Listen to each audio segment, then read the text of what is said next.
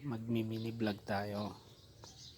Experiment lang to kasi dami akong napapanood sa YouTube na pwede daw na pabungahin yung 5 to 6 months. Ito 6 months lang. May grips.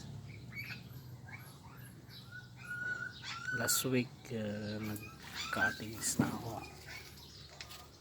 Sinubukan ko na mag-cutting.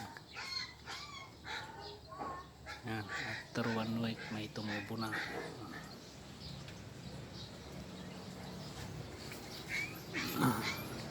And then kung may kasamang bulaklak ba, puro dahon.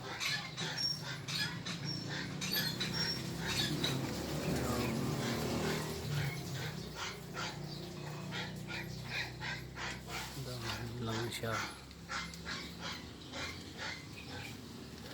Maliliit pa kasi yung mga sanga niya.